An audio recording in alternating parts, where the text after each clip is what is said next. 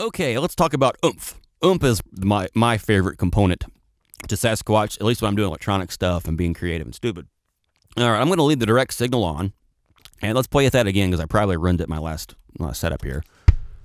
Yeah, I want to get some of the high end out and the low end out, and kind of create a real mid-rangey thing to make room for the oomph and the click we're going to add.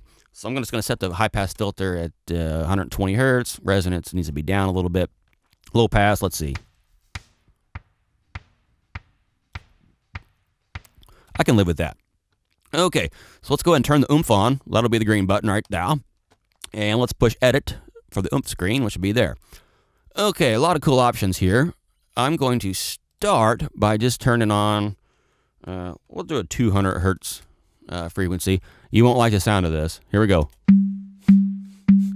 Well, you might, but I hate it. That sounds ridiculous.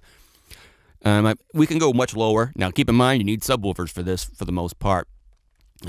Oomph is not really there for laptops and stuff like that. It's there to add oomph, girth, power. All right, so let's just go down to 100. And this is just a fixed frequency. It's just going to hit 100 every time. Boom, boom, boom. Nothing very interesting about that. And of course, we also have sustain.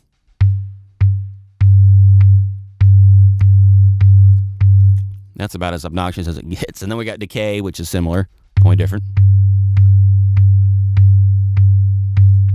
Okay, and we have the snap to note feature, which apparently I had on. When we push snap to note, the target note here, we can select octave 1. Let's say I want a C sharp 1. This lets us make bass lines within Sasquatch and do a lot of other things, tune in the drum to the song, pretty cool stuff like that.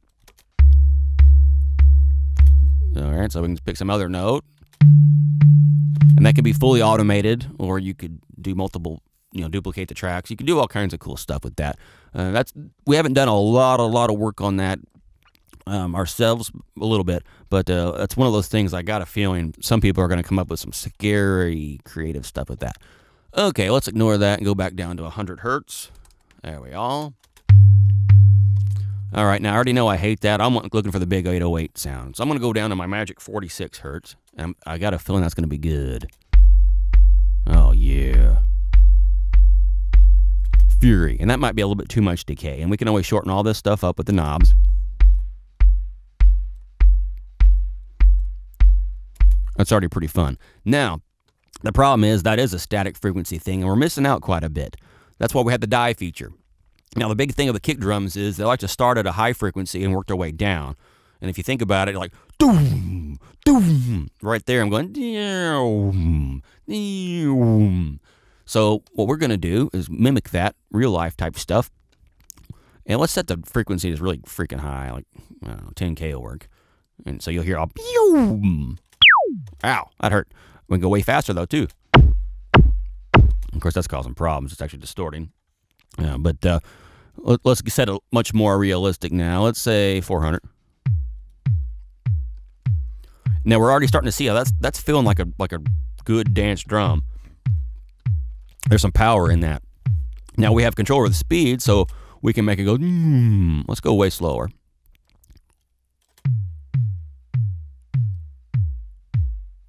And the faster we go, the faster it transitions from this 292 hertz down to 46 hertz. Now, the way the thing decays has an effect on this. So if we have a really fast decaying drum, then we're going to need to have the speed pretty fast in order to get to that 46 hertz. Let's make it a really long drum for now.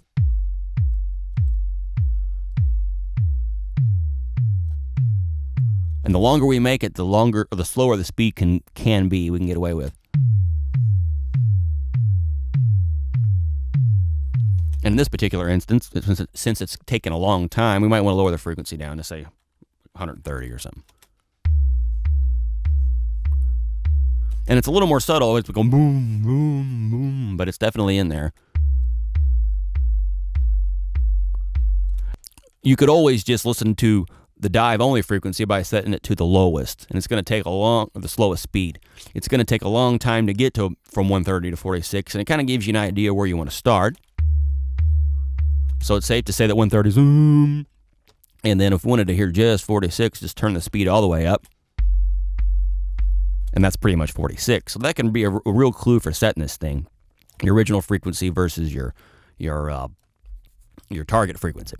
Okay, let's just kind of set something really cool here. I'm going to work fast.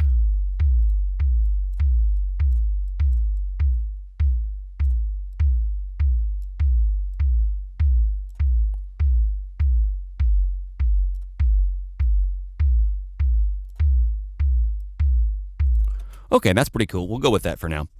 Now, we have the harmonics, which harmonics, when added at first, everybody's going to go, what in the world? That just sounds corny and stupid. Let's take a listen. Sounds like an old Stanley Kubrick movie or something. Well, the cool thing is there's a lot of magic in these harmonics if you're willing to play with it. We've got level, we've got frequency, and we have the number. And we can go up to 10 harmonics, so we can do some really, really out there stuff. Let's hear that. What I like to do is kind of set it where it's actually adding something cool, which it usually needs to be a fairly low frequency when we're doing an 808 kind of thing.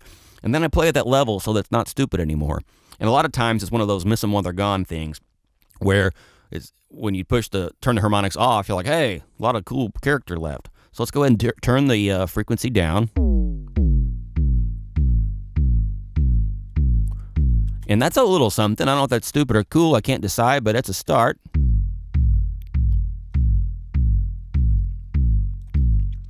And it's very possible you can set this thing to cause that wobble. Ruprecht, in a lot of his presets he's made, he's done the wobble on purpose, which has its place. Just be fair warned. And of course, they are harmonics, and so they need to be down in level. If you've got them loud, you're going to have some weird stuff going on for sure. So I like to turn those down a little bit.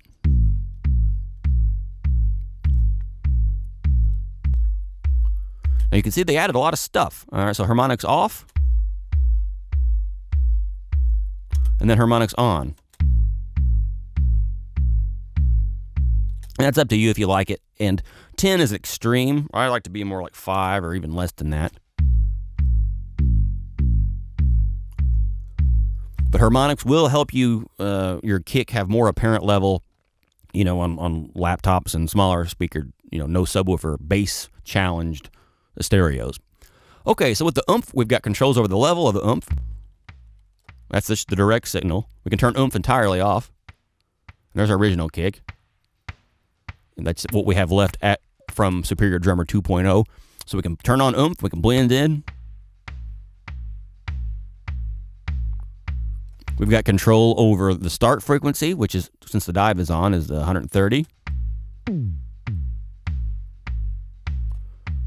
We have control over where it ends up, frequency-wise. We can go a lot deeper and meaner.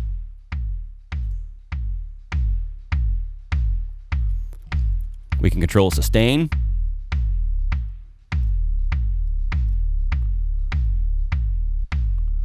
Make it really short, really long. We can slow down that dive frequency. We can increase that dive.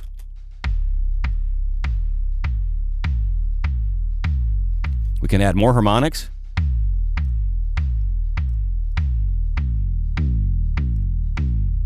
We can play at the frequency of those harmonics.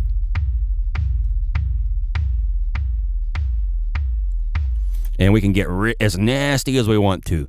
This OOMPH is fun, and I highly recommend you guys spend some time on it. There's some learning curve getting a handle on how all the features actually make the sounds in your head, but it's well worth it for me. I absolutely love this thing. I don't use samples anymore for electronic music. At least if I do use samples, I still run them through this so I can tear them up.